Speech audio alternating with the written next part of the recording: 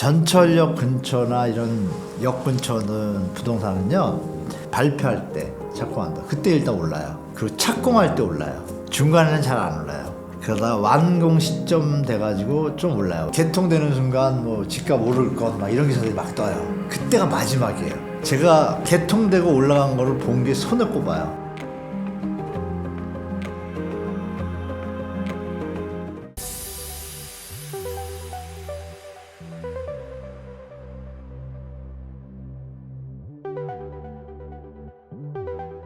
총선이 최근에 이제 끝났습니다. 네네. 총선 끝나고 나서 사람들이 가장 관심 많이 갖는 게 물론 뭐 금투세 이런 것도 있는데 네.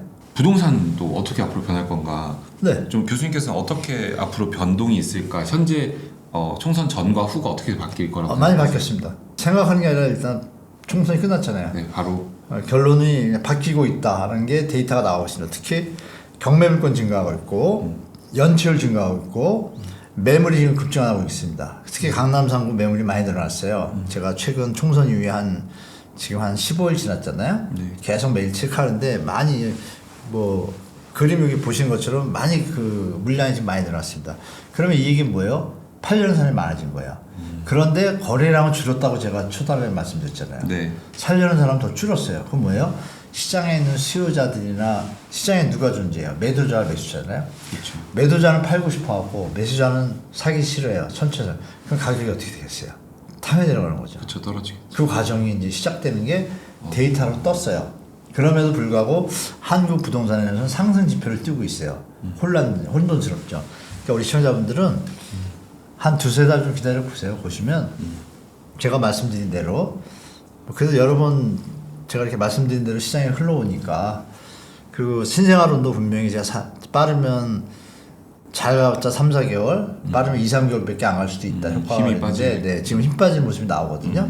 그러니까 지켜보는데 총선 이후 시장은 일단 약시장으로 돌아섰는데 일부 기사들하고 뭐 신고가 기사라든지 한국부동산원의 표본도 없는 데이터들로 기사를 쓰는 것들로 인해서 마치 상승화처럼 포장돼 있어요. 그렇지 않습니다. 제가 볼 때.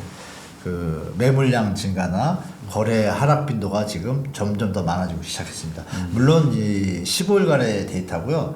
제가 2주 정도 더 보면 이제 확연하게 이제 완전히 제가 말씀드릴 수가 있겠죠. 근데 총선 끝나고 나서 지금 15일간 있었던 하락 거래가 많이 늘었어요. 이게 좀 전반적인 앞으로도 기조가 이어질 거라고 보시나요? 이어질 거라고 저는 거의 99% 보죠. 올라갈 가능성은 뭐가 있나요? 금리 인하가 되거나 경제가 좋아지거나 소득이 좋아져야 되잖아요. 근데 지금 금리 인하도 계속 밀리고 있고. 네, 세 가지 다 해당이 안 돼요. 해당되는 게 아무것도 없어요. 그러면 상식 아닌가요? 어떤 팩트가 어우러져가지고 우리가 축구를 할 때 축구화가 좋아야 되고 유니폼도 통기성이 있어야 되고 컨디션도 좋아야 되고 그런데 다 나쁜데 시합이 잘 돼요? 안 되죠. 안 되죠. 어렵게 생각할 필요 없어요. 모든 팩트들이 지금 좋은 게 하나도 없다. 그렇게 말씀드릴게요. 그러면요, 지금 아까 매물량도 말씀하셨고 거래량도 말씀하셨는데 이런 네. 걸 여러 개 봐야 되는데 지금 다 안 좋다라고 하셨는데 그 중에서 유일하게 조금 우리의 역할이 아니지만 좋을 수 있을 거 기대할 수 있는 거 하나가 금리 인하 같은데. 맞아요. 제일 크죠. 네, 왜냐면은 지금 원래 3분기 때 금리 인하 확률이 한 75%였다가 최근에 다시 50%로 낮춰지긴 했는데 어쨌든 모두가 모아서 금리는 인하가 언젠간 될 거다라고 하는데 언젠간 되죠. 금리가 언젠가 인하되는 시기에도 역시나 부동산에는 아까 말씀하셨던 것처럼 전반적인 것들이 좋아야 되니까. 우리나라가 인하하는 게 아니잖아요. 그죠. 미국 금리. 네, 거기다 이제 여러분 하는 총재 얘기를 워딩을 잘 들어야 돼요. 하는 총재가 예전에 작년 10월에 했던 얘기가 뭐죠? 재정정책과 통화정책을 잘못 쓰면 나라가 망하는 지름길이라고 얘기를 했어요. 그만큼 우리 경제 펀더멘탈이나 팩트들이 좀 자연스럽지 않은 거예요. 그러면서 금리나 워딩이 나올 때 뭐라 그랬냐면 환율에 큰 문제가 없는 한 금리 인하를 하면 우리도 고려한다라고 얘기한 거예요. 여러분 요새 환율 뉴스 보셨잖아요. 날아가고 있어요. 지금 폭등하고 있잖아요. 네.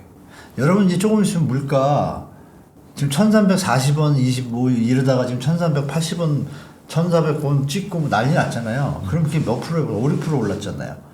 5, 6% 기본적으로 수입물가가 오르면 과정 속에서 10%, 10% 또 올라요, 물가가.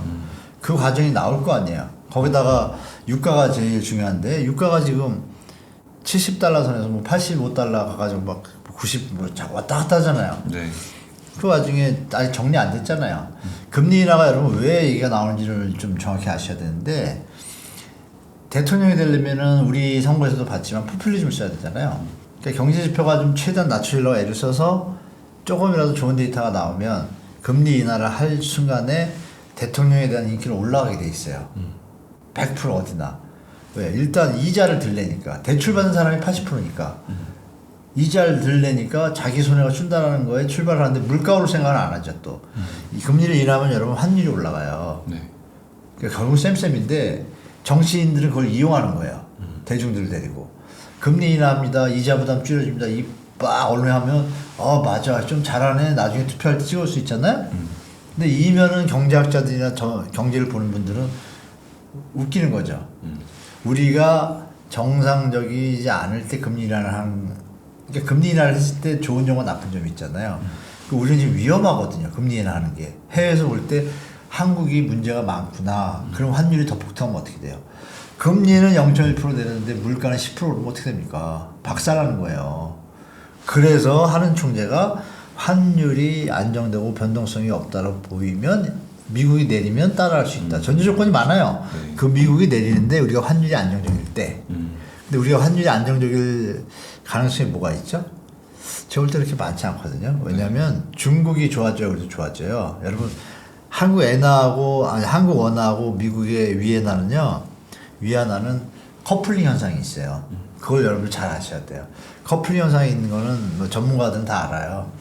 그럼 지금 위안화가 어때요 지금? 바닥을 찍어가지고 그냥 폭등하고 있잖아요. 여러분 중국 경제가 안 살아나면 우리가 쉽게 지금 이 어려운 시기가 쉽게 금리 인하도 우리가 이러지 않아요. 그래서 정부에서 할 수 없이 정책 금리로 신생아론 뭐 특례관을 쓰는 거예요. 왜? 정상적인 금리로는 이게 안 되니까. 부채가 너무 늘어나면 위험하거든요. 그런 걸 좀 종합적으로 보셨으면 좋겠어요. 네. 첫 번째에서 말씀 주시긴 했는데 매물이 늘어나고 있다고. 네네. 네, 6만, 매물이 전국적으로 늘어나고 있어요. 6만. 아니 8만 4천 개 8만 4천 개로 이제. 우리 저 앵커님은 이제 바쁘서 모르겠지만 네, 8만 4천. 그 의미가 큽니다. 왜냐하면 제가 해석을 드릴게요. 8만 4천 개면 서울의 적정 입주 물량이 3만 5천에서 4만이라고 지금 보거든요. 그러면 2년치 물량이에요. 그죠? 근데 올해 여러분 많이 들었던 거 아시잖아요. 저 뭐죠? 그 둔천중 올림픽 파크 프레온. 그게 12,700세대가 7세대가 들어와요. 거기다가 그 9월 달에 6월 달 해가지고 강동구 쪽에 한 5,000세대가 또 들어와요. 그것만 하면 16,000세대 되잖아요. 넘잖아요. 17,000 가깝잖아요. 그러면 제가 볼 때 강동구, 송파, 강동구발, 그러니까 송파구발, 강동구와 송파가 붙어 있잖아요. 강동구발 전세, 역전세 이게 쫙 퍼질 거예요. 하반기에. 그럼 그때 물건은 많은데 전세를 안 들어가면 어떻게 되죠? 지금 금리가 높잖아요. 중요한 게 이분이에요, 여러분. 시장이 막 오르고 이럴 때 금리가 낮을 때는 가격이 변동이 없어요. 왜? 버티면 들어오니까 소유자 입장에서 실거주 의무 폐지 의무 유예가 돼서 3년 동안은 유예하는 게 전세를 놓을 수가 있잖아요. 중요한 건 뭐냐? 잔금 날까지 전세를 못 넣으면 잔금 부분에 그 전세금만큼 내가 이자를 내야 되죠. 돈을 네. 못 메꿨으니까. 근데 그 이자율이 지금 장난이 아니에요. 그 이자율이 셉니다. 액수하면 전세금이 6, 7억, 8억 못 메꿨다고 가정할게요. 그럼 8억이면 그냥 4% 잡아볼게요. 3천이면 한 달에 3명 나가야 되죠? 그렇죠. 그게 애들 이름인가요? 그럼 6개월 동안 안 나오면 어떻게 돼요? 돈 1,2천 날라가요. 그러니까 목돈이 있어가지고 그걸 때우면서 기다려가지고 높은 가격에 전세를 받을 사람은 가겠지만 목돈이 없는 분들은 어떻게 돼요? 그냥 그걸 메꿔야 되는데 메꿀 돈이 없으면 어떻게 돼요? 팔겠. 연체가 되잖아요. 네. 일이 난다니까 싸게 낼 거 아니에요. 싸게라도 내야 급전에도 이런 일들이 이제 벌어질 수 있는 가능성이 많다. 그래서 둔천주공이 지금 뭐 요새 분양가 높아지면서 뭐 14, 15억 돼가지고 배부른 것 같지만 제가 볼 때 연말에 좀 고생들 좀 하실 수 있는 가능성이 좀 많습니다. 물론 손해는 안 보지만 무리하게 들어가시는 분들은 좀 일이 좀 터질 것 같아요. 네. 이제 이 얘기 드릴게요. 지금 거기 지금 12월 입주인데요. 거기 전세 물건이 지금 800개가 나와 있어요. 12월 입주인데 왜 벌써 전세 내놓을까요? 돈이 없어서 금리 겁나니까. 제가 말씀드린 이자 내세하니까 이자 때문에 낼 돈이 없으면 어떻게 돼요? 그냥 내가 안 답 살고 없잖아요. 미리 대비하는 거지 지금. 그럼 전세가격이 내려갈 가능성이 많겠죠? 네. 그래서 매물량이 아까 말씀드린 3만 5천 개 수준인데 지금 그거 막 겹치면서 하반기, 가을, 겨울에 좀 뉴스들이 좀 뜰 겁니다. 그걸 보시면서 시장 보시는 게 좋을 것 같아요. 네. 아까부터 이제 좀 반복적으로 가을 한번 보시고 네. 연말 보시라고 하셨는데 그거 지나고서 사셔도 늦지 않나요? 아 전혀 안 그때까지는 늦어요. 계속 관망하는 이 공부를 많이 하시면 안 힘든데 공부를 많이 안 하시면 힘드실 거예요. 더 올라가고 불안하고 기사들이 자꾸 나오니까 끊으세요 그 기사를. 네이버 메인 이런 걸 끊으세요. 그러면 그냥 유튜브만 골라서 보시는 게 더 현명하신 거예요. 제가 볼 때 그게 맞거든요. 그러면 이제 가을이나 이제 연말에 좀 좋은 조정이 왔다라고 했을 네네. 때에는 그냥 사는 게 좋나요? 아니면은 그때도 금리는 높을 것 같고 아니 뭐 아까 또 말씀하신 뭐 경매를 이용해야 되는지 어떤 게 제일 좀 현명한 투자일지. 그때 이제 조정이 왔을 때 수준을 봐야죠. 수준. 조정이 기억나시면 예전에 급하게 충격받았을 때 인천 송도의 아파트들이 불과 한두 달 만에 50% 반토막 났거든요. 그때는 그냥 사셔도 되죠. 그냥. 네, 근데 그러면 건축비 있잖아요. 그걸 계산을 좀 해보시면 되는데 기존 주택이 신축 분양가보다 원래 신축 분양가가 기존 기준보다 조금 높잖아요. 근데 이게 신축 분양가보다 많이 차이가 나는데 이 신축도 고점 대비 30-40% 내려왔다. 그러면은 그거는 적극적으로 이제 다가서는 것이 그동안 물가 상승분을 계산하시면 최고점 대비 30-40% 40% 빠졌다 그러면 적극적으로 30%면 조금 더 보시고 이렇게 접근하시면 큰 무리 없을 거예요. 손해 안 보시고 그럼에도 불구하고 전세 제도가 어떻게 바뀔지 몰라요. 제가 볼 때 지금은 2+2인데 우리가 3년제잖아요. 학제가. 그럼 정상적인 정부였으면 3+3을 했어야 돼요. 그렇죠? 학교 이동이나 이런 걸 막으려고 주거 안정을 위한다라면 그러면 아마 혹시 뭐 폐지하는다는 얘기도 있지만 주거 안정에 대해서 여론이 많아지면 3+3으로 가면 주택시장은 급격하게 안정될 수도 있어요. 그렇죠? 뭐 이런 여러 가지 요소들을 같이 보셔야 될 것 같아요. 그러니까 매도자나 투자자들 입장에서 투자자들 입장에서 환경이 당분간 몇 년간은 좋아질 게 별로 없다는 말씀 드릴게요. GTX 호재 지금 다 민낯 보이잖아요. 네. GTX 동탄 제가 여러 번 옹내에도 말씀드렸잖아요. GTX로 개통하면 그 미리 반영됐기 때문에 거품 가라앉을 수도 있다고 말씀드렸잖아요. 지금 어때요? 아니나 다를까 동탄 개통하자마자 매물이 쏟아지기 시작하잖아요. 웃기죠? 네. 더 올라갈 것 같으면 매물이 없어지고 가격이 막 올라가지 안 올라가잖아요. 다 팔려고 그러고. 네. 팔려는 사람은 많은데 사는 사람은 없어요. 왜 그러죠? 웃기죠? 그게 이제 공포 마케팅의 성공인 거죠. 그런 것도 잘 보시면 좋을 것 같습니다.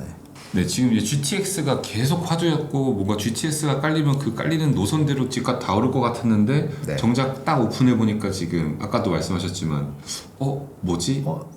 네네. 좀 당황하는.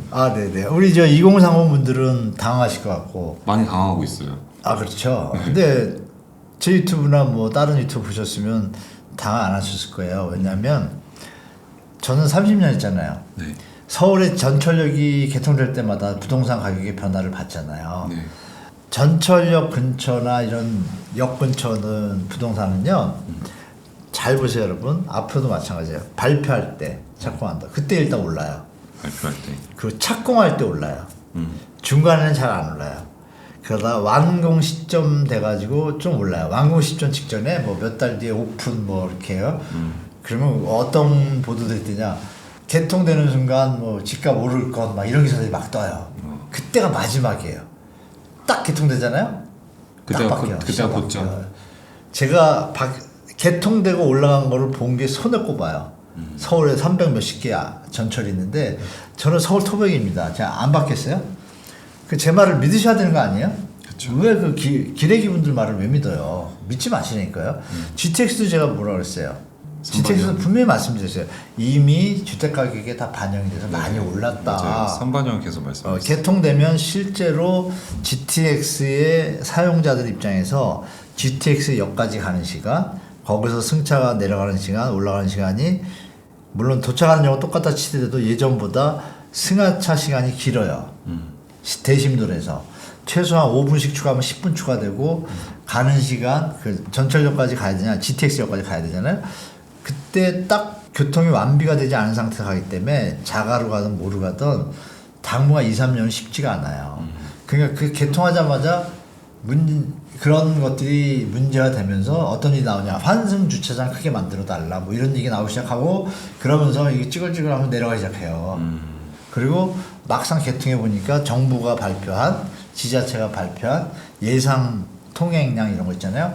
다 거의 반토막이에요. 서울은 60, 70%, 80% 되는데 뭐 이렇게 좀 지자체가 막 있는 것도 있잖아요. 이러면 거의 뭐 50%, 60%밖에 안 돼요. 대부분이 그동안 그래왔어요. 지역 간 이동하는 네네. 선들. 왜냐하면 예산 받느라고 적정 그 통행량을 갖다가 유동 인구량을 갖다 이렇게 일부러 확대를 해요. 아니나 다를이 GTX역 지금 원래 25,000명인가 예상했잖아요. 1일 지금 몇 명이에요? 바쁘서 모르시죠? 네. 6, 7천 명이에요. 많으면 8천 명, 10,000명도 안 돼요. 반토막도. 웬일입니까? 그러면 왜 10,000명밖에 안 될까요? 25,000명 쓸 거라 그러는데. 그거 왜냐면 25,000명이 서울을 출퇴하는 분들이 계세요. 아. 그래서 해보니까 어때요? 아 이거 뭐야? 그냥 차 타고 그냥 가든지 기존 집에서 자가용에서 이렇게 갔을 때랑 자가용에 가면 자가용의 어떤 다 비교하잖아요 사람들이. 그쵸. 가성비를 따지고 네. 별 차이를 못 느끼니까 GTX 안 쓰는 거 아니겠어요? 네. 그렇죠. 그럼 물론 삼성역까지 또 개통이 안 된 것도 있어요. 왜 수서역에 내려서 삼성역이 직장인분들은 또 타고 와야 돼. 한번 또 갈아타야 돼. 그러니까 삼성역이 개통이 돼야 그나마 그때 다시 좀 움직일까. 삼성역 2028년입니다. 그러니까 4년 기다리셨다가 그때 다시 한번 분위기를 보시고 제가 볼 땐 당분간은 조금 약세를 보일 거다. 그럼 A가 이러니 여기 중요한 거예요. A가 이러니 네. B, C는 어떤지는 여러분 잘 판단하셔야 되는 거예요. 그리고 먼 뒷일이니까 그렇게 말씀드릴게요. 네. 대충 이해되실 거예요. 네. 너무 효과를 확대해서 하시면 안 됩니다. 네. 네. GTX-A에 대해서 말씀을 나눠봤고요. 네, 네. 3기 신도시. 아, 예. 네. 3기 신도시 이제 분양들에 대해서 좀 여쭤보고자 하는데 지금 현재 상황은 좀 어떤가요? 정부가 좀 홀딩을 하고 있죠. 정부가 빨리빨리 해야 되는데 아마 하반기에는 할 것 같아요. 그 작년 12월 26일 날 주택산업연구원 원장 김종대인가 서정대 그분이 워딩을 던졌습니다. 근데 저 같은 경우는 이제 워딩이 파악이 되니까 뭐라 그랬냐면 정부가 인허가 공급만 빨리 해주면 바로 착공할 수 있다고 합니다. 공급할 수 있다고. 그러니까 정부가 지금 물건을 쥐고 있는 거죠. 사전 분양 들어가면 되는데 네. 사전 분양 들어가면 어떤 일이 벌어져요? 지금 문제 있는 PF 현장들이 밀리죠. 네. 이런 거를 정책이 지금 엉켜 있어요. 그러니까 윤석열 대통령께서 270만 원 공급하겠다고 그렇게 펑펑 했는데 간의 기별도 안 오잖아요. 공급하는 게 뭐 없잖아요. 네. 그러니까 젊은이들이 그 정도는 판단하실 거 아니에요. 그럼 욕 먹잖아요. 근데 이번에 다수당이 됐으니까 더 욕 먹으면 안 되시니까 그 발표도 했잖아요. 공공주택 확대해가지고 주택시장 안정시키겠다고. 근데 건설회사들 입장에서 주택산업연구원은 건설회사를 대변하는 연구원이에요. 건설회사들에서 지금 어때요? PF 현장이 상태 안 좋으니까 재정이 어때요? 돌릴 게 없잖아요. 네. 그러면 이럴 때 나서는 게 기본적으로 공공의 SOC 사업이나 공공을 활용한 건설 사업을 유지시켜 주는 거예요. 국가를 위해서. 그러면 빨리 공공택지 이미 다 만들어 줬겠다. 빨리 주고 사업하면 돌아가잖아요. 그죠? 인부들 놀립니까? 그쵸? 그러니까 그러면 해야 되는데 땅 다 돼 있잖아요.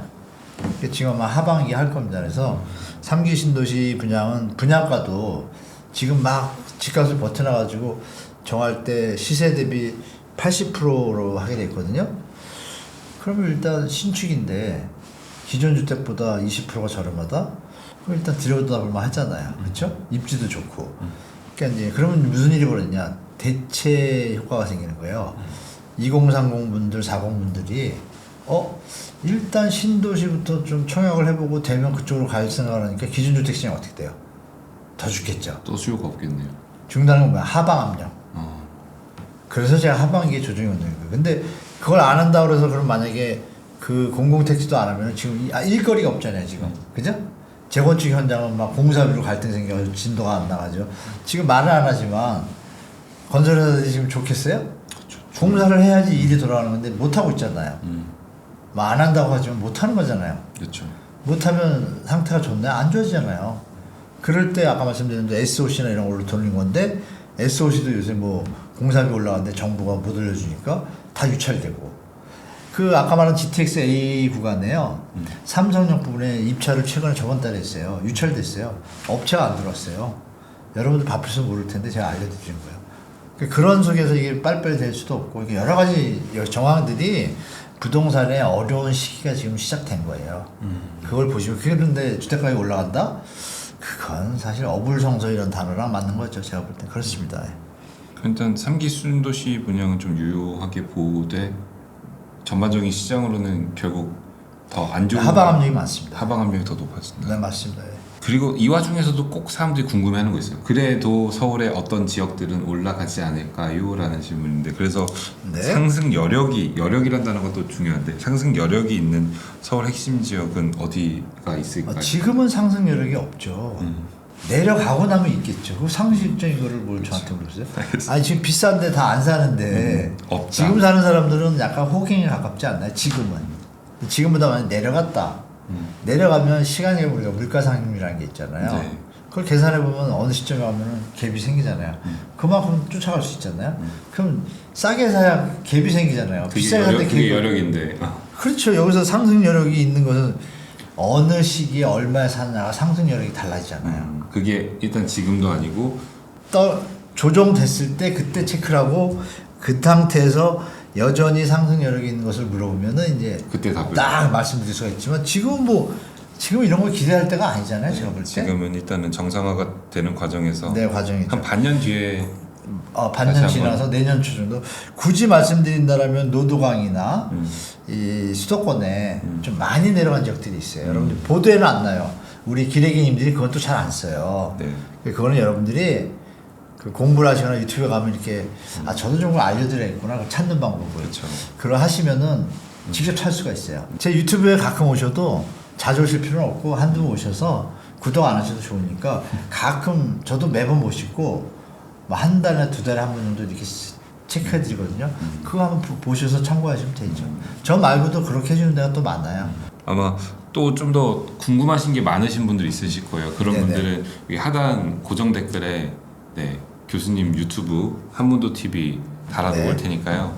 가서 좀 더 딥한 얘기들 배우시면 될 것 너무 같습니다. 자주 오지 마시고 네. 가끔 옹달을 많이 봐주십시오. 어차피 일주일에 한 번밖에 안 올라옵니다. 네, 저는 저 유튜브를 많이 안 올려서 가끔 오셔도 돼요. 네. 한 가지 말씀드릴게요. 일기 신도시 있잖아요. 네. 그거 말씀드리고 인사드릴게요. 알겠습니다. 일기 신도시는 당분간 좀 주의하시라. 아, 네, 일기 신도시는 제가 다음에 일기 신도시 특별편으로 뭐 거기 사시는 분도 계시고 또 들어가려고 계획하시는 분도 계실 텐데 정말 주의해야 되고 체크할 사항이 많습니다. 그거에 대해서 한번 쫙 우리 옹달 식구들한테 제가 말씀드리도록 하겠습니다. 네, 알겠습니다. 다음을 또 기약하면서 여기서 인사드리겠습니다. 네, 초대해주셔서 감사합니다. 네, 감사합니다. 네.